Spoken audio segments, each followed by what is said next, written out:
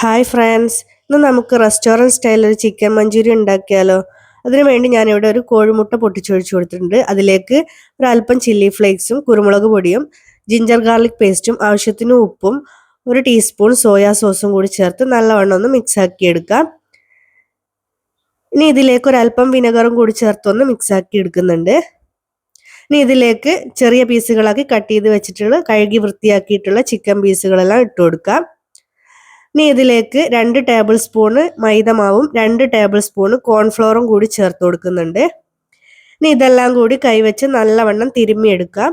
ഈ ഒരു ചിക്കനിലോട്ടേക്ക് ഈ ഒരു മസാലകളെല്ലാം നല്ലവണ്ണം പിടിച്ചു വരുന്ന വിധത്തിൽ നല്ലവണ്ണം ഒന്ന് മാരിനേറ്റ് ചെയ്ത് 30 മിനിറ്റ് റെസ്റ്റ് ചെയ്യാൻ വേണ്ടി വെക്കാം. അപ്പം 30 മിനിറ്റ് റെസ്റ്റ് ചെയ്യാൻ വേണ്ടി വെച്ചിട്ടുള്ള ചിക്കൻ നമുക്കൊന്ന് ഫ്രൈ ചെയ്തെടുക്കണം. അതിനുവേണ്ടി ഒരു പാത്രം അടുപ്പിലേക്ക് വെച്ച് പാത്രം ചൂടായി വരുന്ന സമയത്ത് അതിലേക്ക് ഒരല്പം ഓയിൽ ഒഴിച്ച് ചൂടായി വരുന്ന സമയത്ത് അതിലേക്ക് മാരിനേറ്റ് ചെയ്ത് വെച്ചിട്ടുള്ള ചിക്കൻ പീസുകളെല്ലാം നിരത്തി വെച്ച് കൊടുക്കാം. ഇനി ഈ ചിക്കൻ്റെ എല്ലാ ഭാഗവും നല്ലവണ്ണം ഫ്രൈ ആയി വരുന്നത് വരെ ഒന്ന് ഫ്രൈ ചെയ്തെടുക്കണം.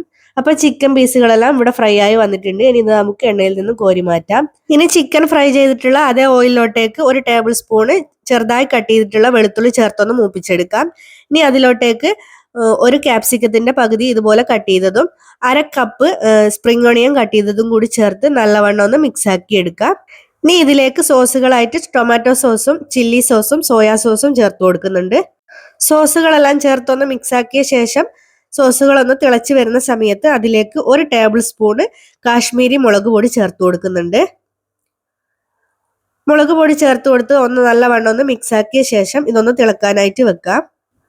ആ ഒരു സമയത്ത് ഒരല്പം കോൺഫ്ലവറിലേക്ക് ഒരല്പം വെള്ളം ഒഴിച്ച് കട്ടകളില്ലാതെ ഒന്ന് മിക്സ് ആക്കി എടുക്കാം.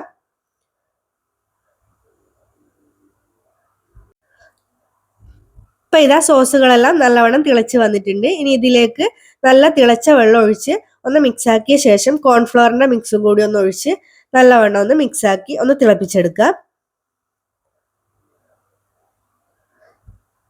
അപ്പോൾ ഇത് നല്ലവണ്ണം തിളച്ച് വരുന്ന സമയത്ത് ഇതിലേക്ക് നമ്മൾ നേരത്തെ ഫ്രൈ ചെയ്ത് വെച്ചിട്ടുള്ള ചിക്കൻ ചേർത്തൊന്ന് മിക്സ് ആക്കി എടുക്കാം.